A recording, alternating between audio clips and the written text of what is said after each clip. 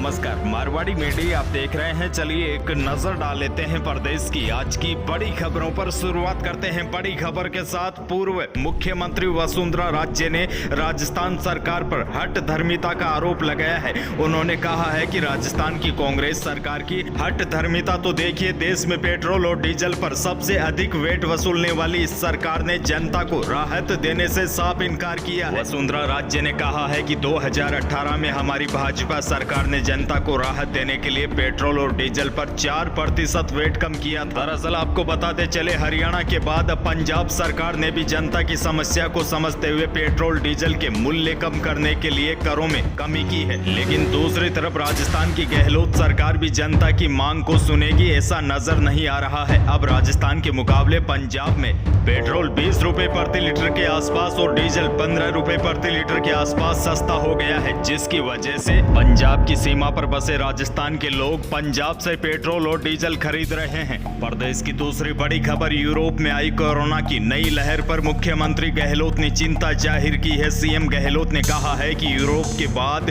भारत में भी कोरोना संक्रमण का खतरा है। इस लहर को भारत में आने से रोकने के लिए ऐसे में केंद्र सरकार को विदेशों से आने वाले यात्रियों के लिए विशेष प्रावधान करने चाहिए। प्रदेश की अगली बड़ी अपडेट, राजस्थान पुलिस में कांस्टेबल पदों पर बम्पर भर्ती निकली है। इससे पहले ही नोटिफिकेशन जारी कर दिए हैं। इसके तहत 4438 कांस्टेबल पदों पर भर्ती होगी। इसके लिए आवेदन 10 नवंबर से शुरू होगा। उम्मीदवार आवेदन 3 दिसंबर 2021 तक कर सकते हैं। आवेदन करने के लिए उम्मीदवारों को ऑफिशियल वेबसाइट www.police.rajasthan.gov.in पर जाकर लॉग ऑन कर सकते हैं। प्रदेश की अगली बड़ी खबर, राजस्थान में सरकारी अधिकारियों और कर्मचारियों के साथ ड्यूटी के दौरान मारपीट की घटनाएं लगातार बढ़ रही है। राज्य सरकार ने इस बात को स्वीकार भी किया है। निर्दलीय विधायक लक्ष्मण मीणा के सवाल के जवाब में गृह विभाग ने माना है कि पिछले 3 सालों में सरकारी कर्मचारियों और अधिकारियों के साथ राज कार्य करते समय के साथ मारपीट करने और राज कार्य में बाधा डालने के मामलों में बढ़ोतरी हुई है। यह मामले साल दर साल बढ़ते जा रहे हैं। ऐसे में कर्मचारी नेता और अफसर राज्य सरकार से सरकारी कर्मचारियों के लिए सुरक्षा गारंटी कानून लाने की मांग कर रहे हैं।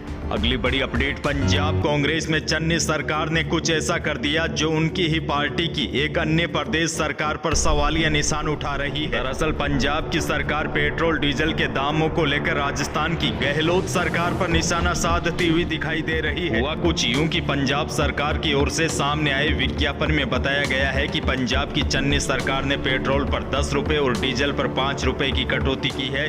इसके साथ ही अपने इस राहत भरे फैसले का क्रेडिट लेने के लिए पंजाब सरकार से बड़ी गलती हो गई। दरअसल विज्ञापन में सबसे ज्यादा पेट्रोल डीजल के दाम राजस्थान के ही बताए गए हैं। पंजाब की कांग्रेस सरकार ने अपनी पार्टी की अन्य सरकार को अपने निशाने पर ले लिया। अगली बड़ी अपडेट की बात करें तो राजस्थान में दिवाली के बाद भी सोने और चांदी के भाव में तेजी बनी हुई है। सोमवार को 24 कैरेट गोल्ड जहां प्रति 10 ग्राम 50 रुपए चढ़कर 49,500 रुपए पर खुला, वहीं चांदी के भाव में भी 300 रुपए प्रति किलो की तेजी देखी गई। चांदी 300 रुपए चढ़कर 66,400 रुपए प्रति किलो पर खुली है। सोने की अन्य श्रेणियों में कोई उतार चढ़ाव नहीं आया है। जेवराती सोने की बात करें तो राजस्थान में जेवराती सोना प्रति 10 ग्राम 47,500 रुपए खुला। अगली बड़ी अपडेट और देश की सबसे बड़ी अपडेट, केंद्र की नरेंद्र मोदी सरकार अब एम्प्लॉय प्रोविडेंट फंड ऑर्गेनाइजेशन यानी कि EPFO के सदस्यों को खुशखबरी देने की तैयारी कर रही है। दरअसल मोदी सरकार PF खाता धारकों की न्यूनतम पेंशन की राशि में जल्द बढ़ोतरी कर सकती है। EPFO की सेंट्रल बोर्ड ऑफ ट्रस्टी की बैठक जल्द ही होने वाली है। इसमें कई बड़े बड़े मामलों पर चर्चा के बाद फैसला लिया जा सकता है।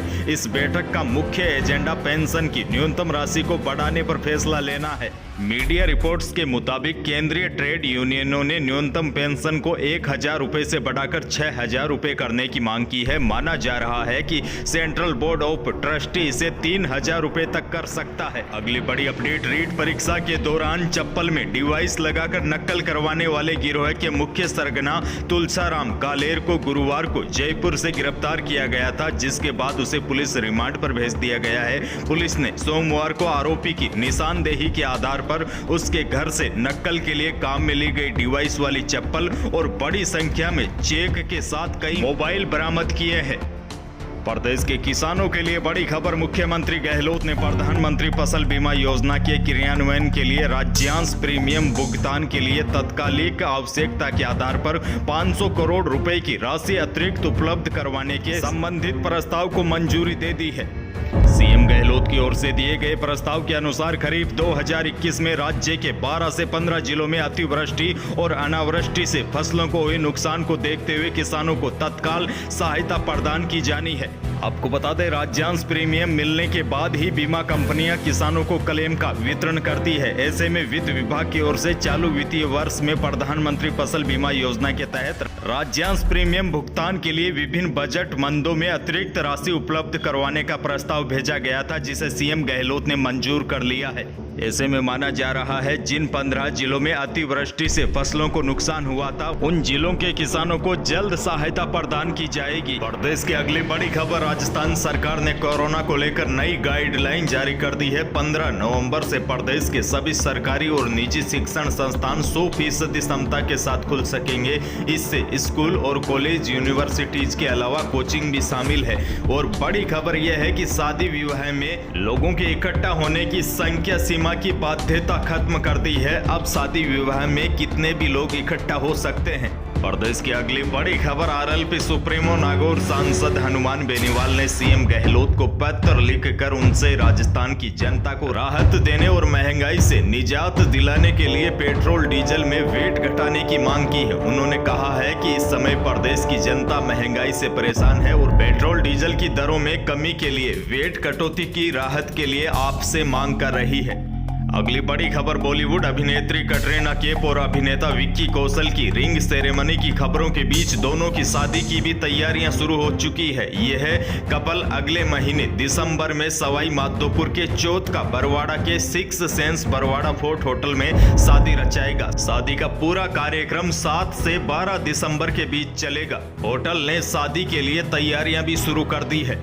अगली बड़ी खबर पर नजर डालें तो T20 वर्ल्ड कप में अपने आखिरी मैच में टीम इंडिया ने नामीबिया को 9 विकेट से हरा दिया है। यह बतौर कप्तान विराट कोहली और कोच रवि शास्त्री का आखिरी मैच था। इस मैच में नामीबिया की टीम ने 133 रनों का टारगेट दिया था, जिसके बाद रोहित और राहुल की 50 की बदौलत भारत ने आसानी से इसे हासिल कर लिया। रोहित शर्मा आउट होने वाले इकलौते बल्लेबाज रहे, उन्होंने 56 रन बनाए। अगली बड़ी अपडेट। सीएम गहलोत आज जोधपुर दौरे पर रहे। इस दौरान वह प्रशासन, शहरों और गांव के संघ अभियानों का औचक निरीक्षण करेंगे। साथ ही सीएम सर्किट हाउस में जन सुनवाई भी करेंगे। उसके बाद मुख्यमंत्री गहलोत दिल्ली जा सकते हैं। तो यही थी प्रदेश की आज की कुछ बड़ी और महत्वपूर्ण खबरें। वीडियो को लाइक जरूर कीजिएगा और चैनल पर नए हैं तो सब्सक्राइब करके पास में लगे बेल आइकन के निशान को दबा लीजिए, ताकि अगले वीडियो की सूचना आपके पास सबसे पहले पहुंचे।